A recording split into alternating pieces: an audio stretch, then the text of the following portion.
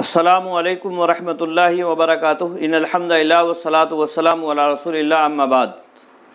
मोहतरम नाज़रीन किराम और अज़ीज़ तलबा, तस्हीलुन नहव के दर्स में आपका खैर मक़दम है। आज हम मुरक्कबात की बहस पढ़ेंगे। सबसे पहले मुरक्कब के बारे में जानते हैं। मुरक्कब किसे कहा जाता है? मुरक्कब रक्कबा युरक्किबु तरकीब, तरकीब दिया हुआ, इसमें मफ़ूल है मुरक्कब यानी तरकीब दिया हुआ। इस्तिलाही एतबार से मुरक्कब ऐसे लफ्ज़ को कहते हैं जो दो या दो से ज़ायद कलिमात से मिलकर बनाया गया हो, यानी उसके अंदर दो कलिमे हों या इसी तरह से उसके अलावा दो से ज़ायद कई एक कलिमे हों। तो ऐसे लफ्ज़ को या ऐसे जुमले को, ऐसे सेंटेंस को मुरक्कब कहा जाएगा। जैसे कलिमा है, हमने इससे पहले बहुत सारी मिसालें पढ़ी। एक लफ्ज़ यहाँ हमने लिखा है अल्लाह, दूसरा लिखा है वाहिद, या इसी तरह से यहाँ मोहम्मद और रसूल और अल्लाह। तो यहाँ अल्लाह एक कलिमा है और इसी तरह से वाहिदुन ये एक कलिमा है, मोहम्मदुन एक अलग कलिमा है, रसूल एक अलग कलिमा है और अल्लाह ये एक अलग कलिमा है। इसी तरह से और भी बहुत सारी मिसालें हम ले सकते हैं। जैसा कि इससे पहले कई मिसालें हमारे सामने गुजरी हैं। अफ़ाल यानी फ़ेल की मिसालें, जैसे कामा है, या इसी तरह से जलसा है, कतबा है, नसरा है, या इसी तरह से अस्मा यानी इस्म की मिसालें ज़ैदुन, खालिदुन, बकरुन, अल्लाहु, रसूलुन, या इसी तरह से फ़रसुन, कलमुन वग़ैरह वग़ैरह। तो ये मुख्तलिफ़ कलिमात हैं, अलहदा एतबार से अपने माना को बतला रहे हैं। उनका माना क्या है, उनके अंदर क्या माना और मफ़हूम पाया जा रहा है, ये अपनी बात को वाज़ेह कर रहे हैं। लेकिन अगर हमने मज़ीद माना जानना है तो उन कलिमात को आपस में मिलाकर भी ज़ायद माना को मालूम कर सकते हैं, उनको मिला सकते हैं। मुरक्कब दो तरह का होता है।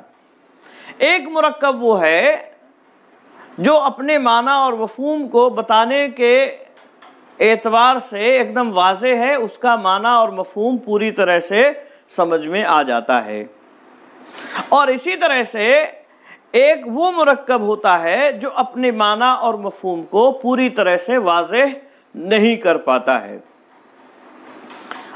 नहव की इस्तिलाह में पहले को मुरक्कब मुफीद कहा जाता है। तो नहव की इस्तिलाह में ऐसा मुरक्कब जो दो या दो से ज़ायद कलमों से मिलकर बना है, वो अपना माना और मफ़हूम वाज़ेह कर देता है और मुखातिब को, सुनने वाले को कोई फ़ायदेमंद बात मालूम होती है और ऐसी बात मालूम होती है जिस पर खामोश रहना सही हो, दुरुस्त हो, तो उसे मुरक्कब मुफीद कहा जाएगा। और अगर ऐसी बात मालूम हो रही है जिस पर खामोश रहना सही नहीं है, बल्कि किसी चीज़ की तलब बाकी रहती है, कोई सवाल करने की गुंजाइश उसमें बरकरार रहती है, तो ऐसे को मुरक्कब गैर मुफीद कहा जाएगा। मुरक्कब गैर मुफीद की बहस आगे इंशाअल्लाह अज़ीज़ पढ़ेंगे। आज मुरक्कब मुफीद के बारे में जानते हैं। मुरक्कब मुफीद, इसे जुमला मुफीदा भी कहते हैं और इसी तरह से इसे कलाम भी कहा जाता है। तो याद रहे, मुरक्कब दो या दो से ज़ायद लफ्ज़ों से जो मिलकर बना है उसे मुरक्कब कहा जाएगा। और मुरक्कब अगर ऐसा है कि सुनने वाले को उससे पूरी बात मालूम हो जा रही है और उस पर खामोश रहना सही है, दुरुस्त है, तो ऐसी सूरत में اس کو مرکب مفید کہا جائے گا۔ جیسے ہم نے یہاں مثال دی اللہ واحد، اس کا معنی ہے اللہ ایک ہے، اللہ واحد یعنی اللہ ایک ہے۔ متکلم نے جب یہ بات کہی تو سننے والے کو اللہ کے ایک ہونے کی بات معلوم ہوئی کہ اللہ ایک ہے، لہذا یہاں فائدہ تام ہو رہا ہے، فائدہ پورا مل رہا ہے، اور اس پر خاموش رہنا صحیح اور درست ہے۔ اسی طرح سے ایک اور مثال ہے محمد الرسول اللہ، محمد اللہ کے رسول ہیں، تو یہاں بھی محمد صلی اللہ علیہ وسلم کے اللہ کے رسول ہونے کی بات معلوم ہو رہی ہے، لہذا یہاں بھی پوری بات سمجھ میں آ رہی ہے۔ اسی طرح سے مؤلف نے اور بھی کئی مثالیں یہاں دی ہیں۔ ایک مثال یہاں دیتے ہوئے کہتے ہیں خلق اللہ، اللہ نے پیدا کیا۔ یہ اسی طرح سے ایک اور مثال یہاں انہوں نے دی اقیم الصلاۃ، نماز کو قائم کرو۔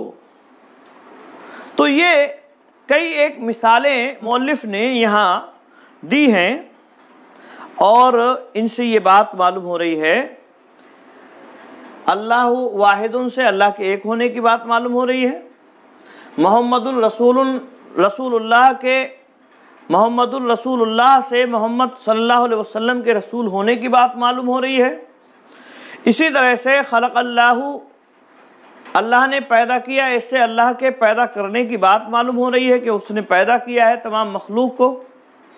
اور اسی طرح سے اقیم الصلاۃ، تم سب نماز کو قائم کرو، جمع مذکر امر حاضر کا صیغہ ہے، تو اس سے نماز کو قائم کیے جانے کا حکم معلوم ہو رہا ہے، اور اس سے بھی پوری بات سمجھ میں آ جا رہی ہے۔ تو یہ ساری مثالیں مرکب مفید کی ہیں، یہ ساری مثالیں کیا کی ہیں؟ مرکب مفید کی، کیونکہ ان تمام مثالوں کے سننے کے بعد، ان تمام باتوں کے سننے کے بعد سننے والے کو، مخاطب کو کسی نہ کسی چیز کا فائدہ حاصل ہو رہا ہے، اور اس سے معلوم ہو رہی ہے کوئی نئی بات جو اس سے پہلے وہ نہیں جانتا ہے۔ تو یہ ایک بات ہوئی۔ جو مثالیں اس سے پہلے ہم نے آپ کے سامنے رکھی، اللہ واحد، محمد الرسول اللہ، یا اسی طرح سے خلق اللہ یا اقیم الصلاۃ، یہ چار مثالیں آپ کے سامنے جو رکھی گئی، یا کتاب میں بھی یہ چار مثالیں مؤلف نے دی ہیں۔ ان مثالوں سے دو باتیں مزید معلوم ہو رہی ہیں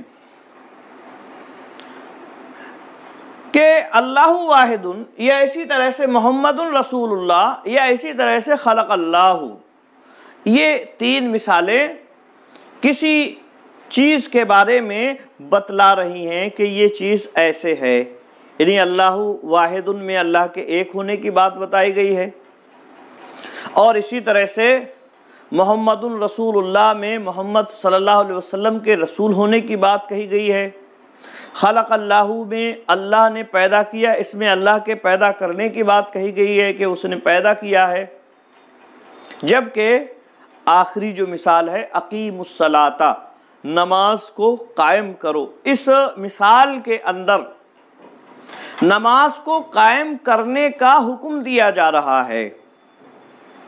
تو اس اعتبار سے جب ہم مرکب مفید کو دیکھتے ہیں تو ہمیں یہ بات معلوم ہو رہی ہے کہ مرکب مفید کی دو قسمیں ہیں، اور وہ دو قسمیں کیا ہیں مرکب مفید کی؟ تو جب ہم نے یہ بات معلوم کی تو ہمیں یہ معلوم ہوا کہ مرکب مفید کی یہ دو قسمیں ہیں، جملہ خبریہ اور جملہ انشائیہ۔ جملہ خبریہ کسے کہیں گے؟ یعنی ایسا مرکب مفید جس کے اندر کسی چیز کی خبر معلوم ہو، کسی چیز کے بارے میں معلوم ہو، اس کی خوبی معلوم ہو کہ یہ کیسی ہے کیا نہیں ہے۔ جبکہ جملہ انشائیہ ایک ایسا جملہ ہے جس کے اندر خبر نہیں ہوتی ہے بلکہ اس کے اندر طلب ہوتی ہے، یا دوسرے الفاظ میں ہم ایسے بھی کہہ سکتے ہیں کہ جملہ خبریہ ایسے جملے کو کہتے ہیں جس کے کہنے والے کو سچا یا جھوٹا کہہ سکتے ہیں۔ اب یہ مثالیں جو ہم نے آپ کے سامنے رکھی ہیں، اللہ واحد یا محمد رسول اللہ یا خلق اللہ، یہ ساری مثالیں کسی نے کہی ہم سے تو اس میں یہ کہا جائے گا صدقتا، تم نے سچ کہا ہے، یا کوئی انکار کرنے والا ہے تو وہ کہے گا کہ کذبتا، تم نے جھوٹ کہا ہے، یعنی سچا یا جھوٹا کہنے کی اس میں گنجائش ہے۔ جبکہ چوتھی مثال واقیم الصلاۃ میں نماز کو قائم کرو، اس کے اندر ایسا نہیں ہے، یہاں حکم دیا جا رہا ہے اور اس کے کہنے والے کو آپ سچا یا جھوٹا نہیں کہہ سکتے ہیں۔ تو جملہ انشائیہ جس کے کہنے والے کو سچا یا جھوٹا نہیں کہا جا سکتا ہے، تو جملہ انشائیہ کسے کہیں گے یہ ہم نے جانا، اور جملہ خبریہ کسے کہتے ہیں یہ ہم نے جانا۔ تو جملہ انشائیہ کی بحث انشاءاللہ العزیز آگے ہم پڑھیں گے۔ یہاں جملہ خبریہ کے بارے میں چند مزید باتیں اور بتلاتے ہیں۔ جملہ خبریہ جیسا کہ بتلایا گیا کہ ایسا جملہ ہے جس کے کہنے والے کو سچا یا جھوٹا کہا جا سکتا ہے، جیسے مثالیں اس سے پہلے ہم نے آپ کے سامنے رکھی۔ اسی میں ایک مثال جو ہے مؤلف نے دی ہے، خلق اللہ، مرکب یعنی جملہ خبریہ ہوگا، جملہ انشائیہ ہوگا، یا جملہ خبریہ کسے کہتے ہیں اس کے بارے میں بتلایا گیا۔ ایسے جملے کو کہتے ہیں جس کے کہنے والے کو سچا یا جھوٹا کہہ سکے، اور یہ جملہ خبریہ یا تو اسم سے شروع ہوگا یا اسی طرح سے فعل سے شروع ہوگا، جیسے ہم نے یہاں مثال دیکھی اللہ واحد، اللہ ایک ہے، یا اسی طرح سے محمد رسول اللہ، محمد صلی اللہ علیہ وسلم اللہ کے رسول ہیں، اور اسی طرح سے تیسری مثال ہے خلق اللہ، اللہ رب العالمین نے پیدا کیا۔ تو ان مثالوں میں ہم دیکھیں پہلی دو مثالیں اللہ واحد اور محمد رسول اللہ، اس میں جو کلمات استعمال ہوئے ہیں ان میں پہلے اول نمبر پر ابتدا میں اسم کا استعمال ہوا ہے، یعنی اللہ یہ اسم ہے، یا اسی طرح سے محمد، یہ محمد یہ بھی علم ہے اور اسم ہے، اور اسی طرح سے خلق اللہ، اللہ نے پیدا کیا، اس کے اندر جب ہم غور کرتے ہیں تو ہمیں معلوم ہوتا ہے خلقہ یہ فعل ہے۔ تو اس سے یہ بات معلوم ہو رہی ہے کہ جملہ خبریہ کی دو قسمیں ہوتی ہیں۔ جملہ خبریہ کی کتنی قسمیں ہوں گی؟ دو قسمیں، جملہ خبریہ، جملہ اسمیہ اور جملہ فعلیہ۔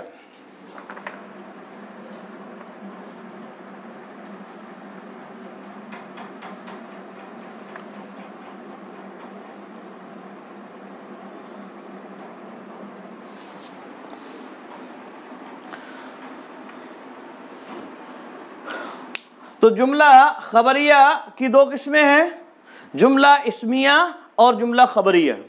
یعنی جملہ خبریہ اسمیہ وہ جملہ ہے جو اسم سے شروع ہوتا ہے، جیسے اللہ واحد یا محمد رسول اللہ، اور جملہ فعلیہ وہ جملہ ہے، جملہ مفیدہ ہے جو فعل سے شروع ہوتا ہے، جیسے خلق اللہ، اللہ رب العالمین نے پیدا کیا۔ آئی بات سمجھے؟ تو یہ بات معلوم ہوئی ہمیں کہ جملہ خبریہ کی دو قسمیں ہیں، جملہ اسمیہ اور جملہ فعلیہ۔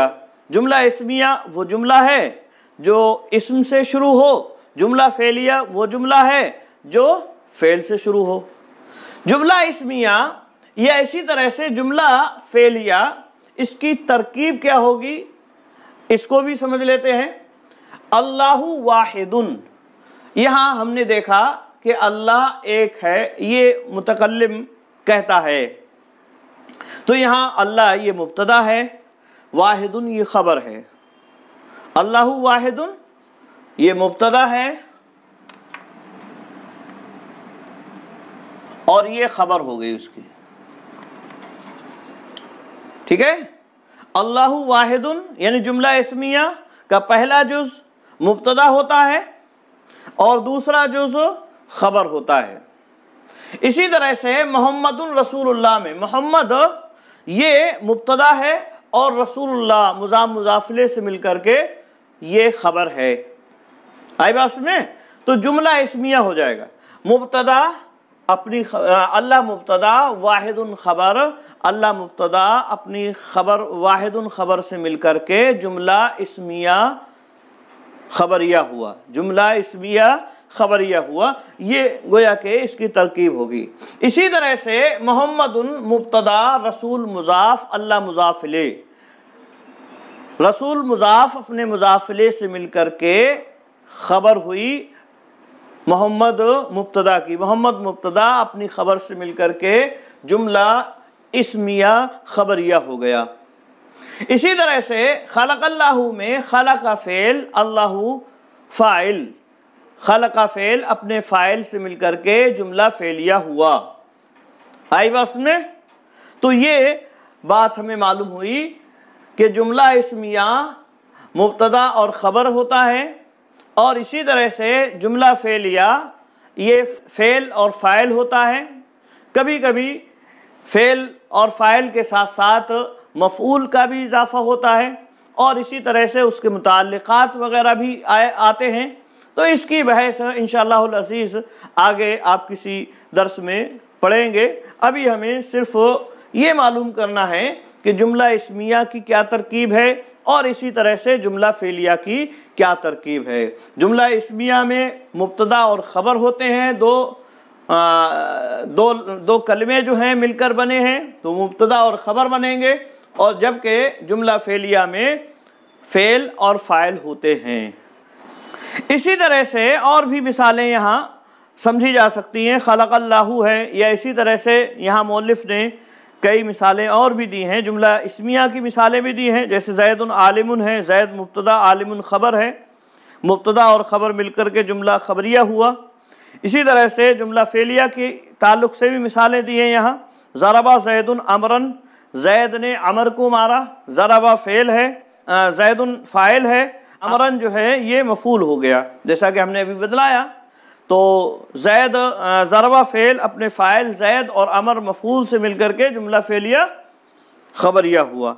اسی طرح سے دخلا زید فی الداری ہے، دخلا زید فی الداری، دخلا فعل زید فاعل فی الداری جار مجرور، فی حرف جار اور داری مجرور، جار مجرور سے مل کر کے متعلق ہوگا دخلا فعل کے، دخلا فعل اپنے فاعل اور متعلق سے مل کر کے جملہ فعلیہ خبریہ ہوا۔ آئی بات میں؟ تو یہ ایک طرح سے اس کی ترکیب ہوگی۔ یاد رہے یہاں ہمیں یہ بات معلوم ہو رہی ہے، چاہے جملہ اسمیہ ہو یا جملہ فعلیہ ہو، دونوں کے اندر مسند اور مسند الیہ پایا جاتا ہے۔ مسند جس کی اسناد کی گئی ہو، مسند مطلب جس کی اسناد کی گئی ہو، جس کے ذریعے سے حکم لگایا گیا ہو، اور مسند الیہ یعنی جس پر حکم لگایا گیا، جس کی طرف اسناد کی گئی ہے۔ یہاں ہم نے مثالیں دیکھی، جیسے اللہ یہ مسند الیہ ہے، محمد یہ مسند الیہ ہے، یا اسی طرح سے خلق اللہ میں اللہ یہ مسند الیہ ہے، ٹھیک ہے۔ تو یہ باقی واحد ہے یا رسول اللہ ہے یا اسی طرح سے خلقہ ہے، یہ مسند ہے، یہ کیا ہے؟ مسند ہے۔ تو یہ جملہ فعلیہ ہو، جملہ فعلیہ خبریہ ہو یا جملہ اسمیہ خبریہ ہو، یہ مسند اور مسند الیہ سے مل کر بنتے ہیں۔ جملہ اسمیہ میں مسند الیہ کو مبتدا کہتے ہیں، جبکہ جملہ فعلیہ میں مسند الیہ کو فاعل کہا جاتا ہے، یا مفعول بھی اسے بنایا جا سکتا ہے۔ ایک مزید بات ہمیں یہ معلوم ہوئی کہ جملہ اسمیہ ہو یا جملہ فعلیہ ہو، اس کے اندر مسند اور مسند الیہ پائے جاتے ہیں۔ مسند الیہ مبتدا یا اسی طرح سے فاعل ہوگا، جبکہ مسند یا اسم ہوگا یا فعل ہوگا۔